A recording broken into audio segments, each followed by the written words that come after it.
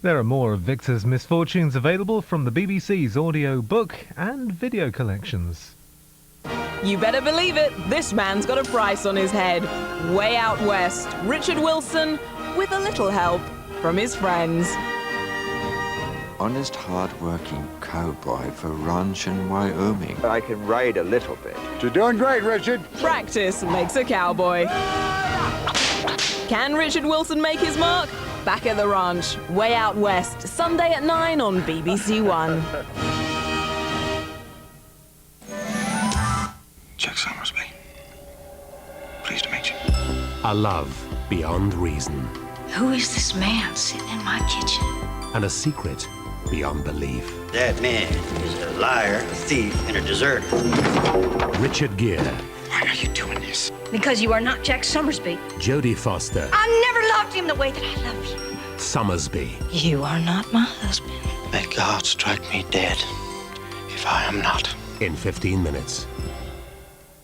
That's after the day's news and sport here on BBC One with Peter Sissons and Helen Rollison. Serbia's President Milosevic puts thousands of police onto the streets as opposition groups step up their protests. Opposition leaders promise months of non-violent resistance and accuse the president of trying to provoke civil war. After John Major wins the BBC's personality poll, Labour and the Tories trade allegations over ballot rigging. And 137 for 9. England's batsmen roll over again.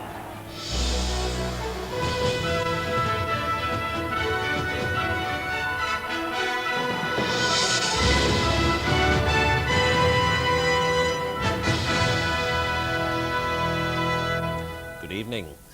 After 5 weeks of protests, riot police in the Serbian capital Belgrade have again cracked down on pro-democracy demonstrators. Thousands of policemen were sent onto the streets of the city, preventing a planned march by sheer weight of numbers after opposition protesters had gathered in the main square. President Milosevic yesterday warned groups accusing him of election fraud that police would clear the streets if they again blocked the traffic. Opposition leaders accused him of trying to provoke civil war.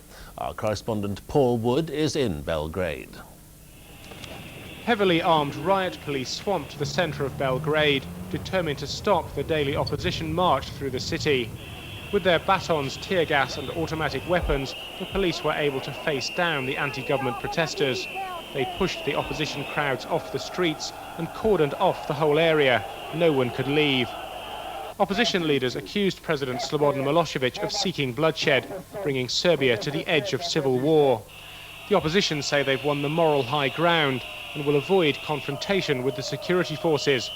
After 37 days of marching, the anti-government demonstrators will restrict their protest to Belgrade's main square. As the crowds dispersed, the opposition say that protesters were set upon by the police. Several demonstrators were treated for cuts and bruises at opposition headquarters. Tonight, both the United States and Britain expressed concern about the new, harder line taken by President Milosevic on the streets. But government officials have indicated the Serbian leader is no longer listening to condemnation from abroad. There seems little chance of a political compromise to end the crisis, and the opposition fears a crackdown is just around the corner. Paul Wood, BBC News, Belgrade. Another hostage has been released from the Japanese ambassador's residence in Lima. The Guatemalan ambassador to Peru walked out of the building just over 2 hours ago. An earlier explosion now appears to have been caused by an animal setting off a booby trap in the grounds. From Lima, Alan Little sends this report. Another day of hidden intrigue, of manoeuvring behind the scenes, which is turning this siege into a shadowy but compelling spectacle, an exercise in crisis diplomacy and symbolic gesture.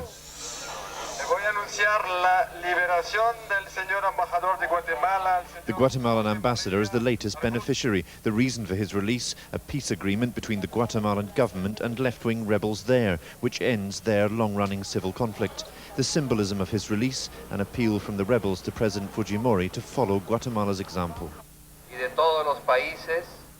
A similar appeal for reconciliation came from Bishop Juan Luis Cipriani. He called for gestures of compromise from Peru's staunchly anti-terrorist president. It followed a moment of heightened tension in the dead of night when an explosion inside the compound grounds rocked the building where the hostages are held. No one was injured. Red Cross officials say they believe a stray animal triggered a booby trap hidden in the garden. The tension quickly subsided. But it was a frightening reminder that this remains an armed standoff, and no matter how under control the situation appears, it is at all times no more than an instant away from violent eruption. Alan Little, BBC News, Lima. John Major has been voted Personality of the Year by listeners to BBC Radio 4's Today programme. But his success led to an immediate row with the Labour Party. 4,000 votes for Mr Major were disregarded because of multiple voting.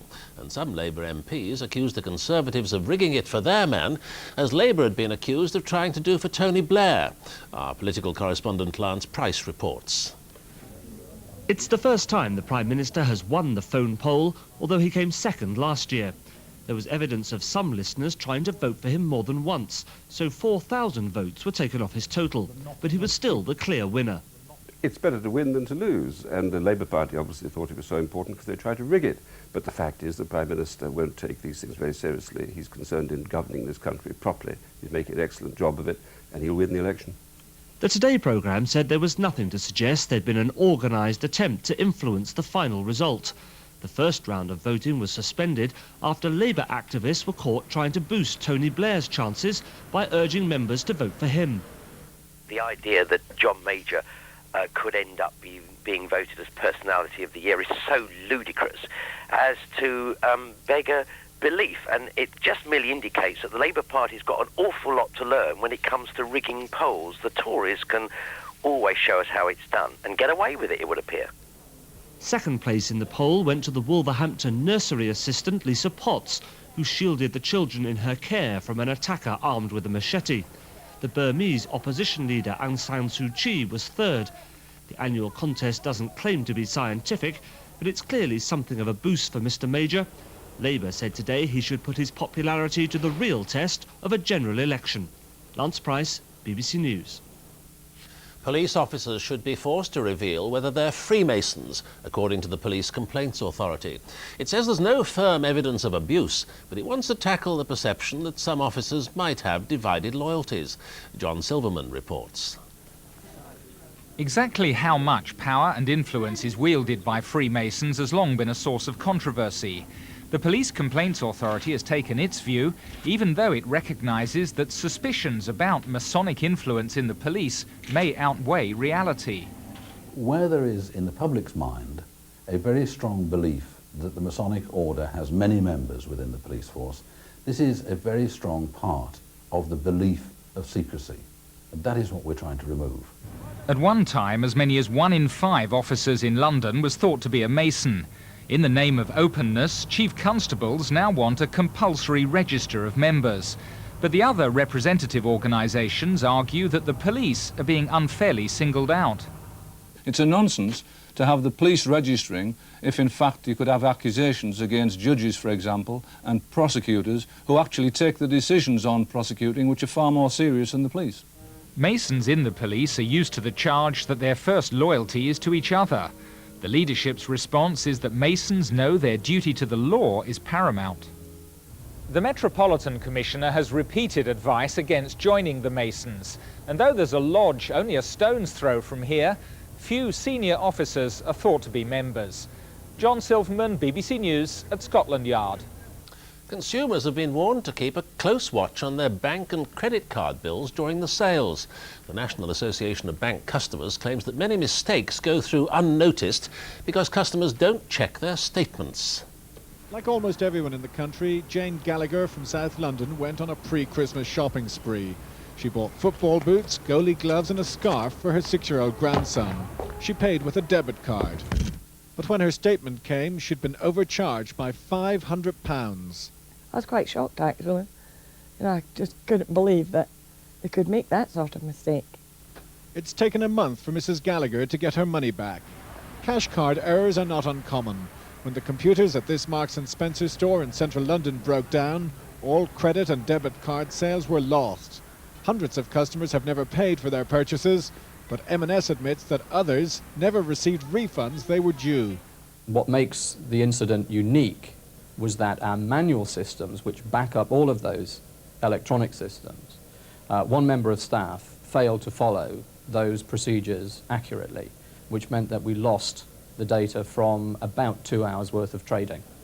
Mistakes happen when shop assistants key in the wrong amounts or swipe a card twice, but most go unnoticed. John Egan, BBC News. And now, with details of a dreadful day for England's cricketers and the rest of the sport, Helen Rollason. England were put into bat when Zimbabwe won the toss on the first day of the second and final test in Harare. And by the time bad light stopped play, England had stumbled to 137 for 9 in their first innings. The coach, David Lloyd, described England's performance as very poor and said today was his most depressing since taking the job in April. Even by England's standards overseas, just 5 wins in 42 tests, this was a feeble performance. In fact, it began promisingly with Nick Knight picking up where he'd left off in the first test on Sunday. But once he was out, rather unluckily caught down the leg side off Henry Olonga's first ball, England soon lost their way against a disciplined, patient Zimbabwe team in conditions which did favour the bowlers. A desperately slow, possibly substandard test wicket didn't help, but nor did England's batting. Mike Atherton was quickly followed by Alex Stewart, both apparently impatient against arguably the weakest international bowling attack. England 50 for 3, and soon it was 73 for 5 when Nasser Hussain also failed to come to terms with conditions which were awkward but far from unplayable. John Crawley proved that. A centurion in the first test, he fully applied himself on his way to a 3-hour 37 not out. But his example wasn't followed by his teammates. Craig White, just arrived from Australia, couldn't acclimatise and gave Guy Whittle his second wicket. England 94 for 6.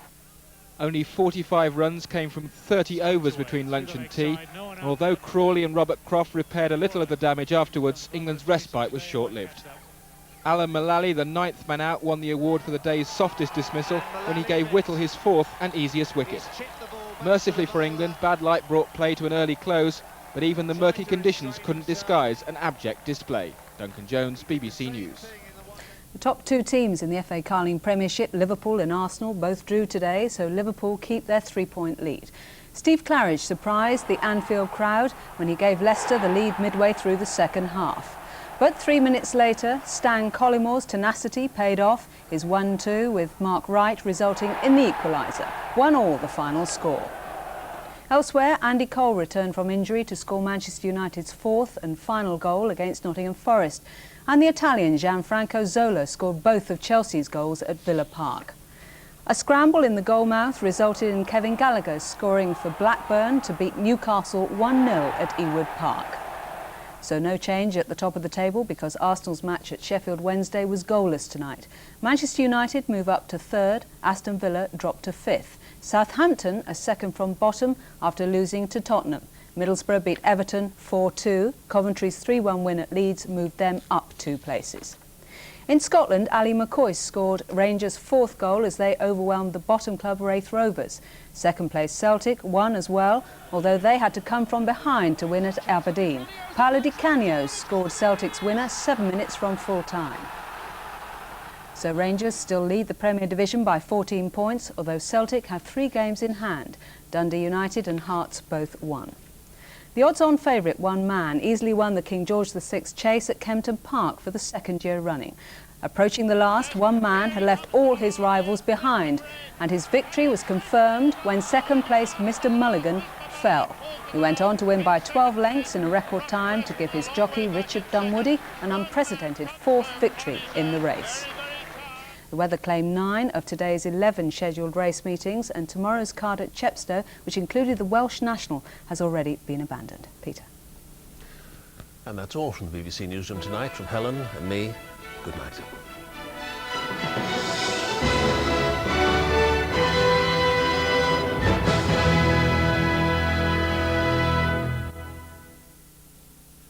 Good evening to you. It's already bitterly cold across many parts of England and Wales, and we've got temperatures tumbling way below freezing because it's hardly been up to freezing all day in some spots. Now, it's rather different across Scotland and Northern Ireland just now. It's rather milder actually, but there is some rain about. But later in the night, as skies begin to clear, we'll see the ice returning here and fairly sharp frost to come. Temperatures down to -2, -3 degrees. Now further south, the blue area here shrinking as it heads southwards, but even so, a very sharp frost, and there will be some very treacherous road conditions too. It's only half the story because there's also some sleet and snow to come tonight across southern parts of Britain in particular. That's how the chart's looking at the moment. This cold front moving down across the north. It's bringing some rain to many areas just now, and that's where it'll be by lunchtime tomorrow, lingering across the south for much of the day. And as you can see here with the white, there will be some snow even in the southeast of England at lunchtime on Friday. That's how the radar picture's looking then, quite organised band of rain, turning heavier now as it moves southwards across North Wales into the Pennines, northwest England, and it is now turning to snow. So some rather tricky conditions to come tonight through Wales, the Midlands, and then through East Anglia later on. A few centimetres of snow likely. Obviously the heaviest snowfall is likely in the hills, but some snow on lower ground too, moving into the London area probably around about breakfast time in the morning. To the north then, skies clearing, and that's why we've got the frosty conditions, but also plenty of sunshine to come on Friday as well. So for many central parts it will start off with sleet and snow around, the snow moving into the south of England during the morning, and then rather brighter skies eventually following across central and western areas through the afternoon, with some sunshine to come here. A few wintry showers pecking onto those coasts, but the southeast of England actually will keep that sleet and snow going right the way through the day, though I think most of that snow will turn to rain temporarily before it eventually fades away. So a pretty cold day, quite clearly, with snow on the forecast.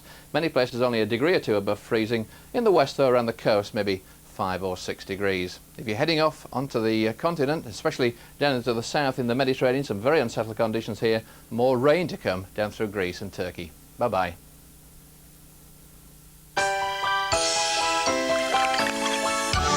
Saturday night on BBC One, and at 5:45 Marge takes centre stage in The Simpsons. Then at 6:10 Noel looks back over the big gotchas from the past in the Gotcha Hall of Fame. Then at 7 new characters, Lenny Henry goes wild. There's no limit! In the National Lottery Live at 10 to 8, Dale's back.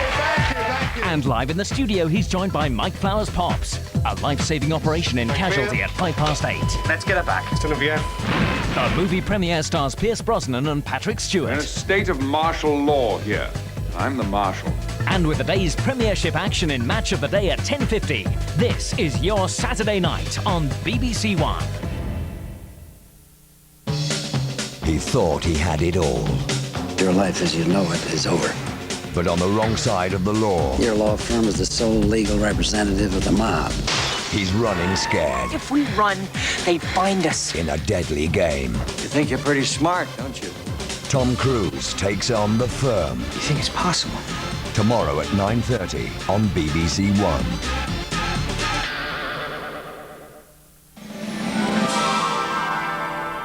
Passion and mystery in tonight's film drama now on BBC One, as returning war veteran Richard Gere gets a hero's welcome. But is he the man he once was? Somersby.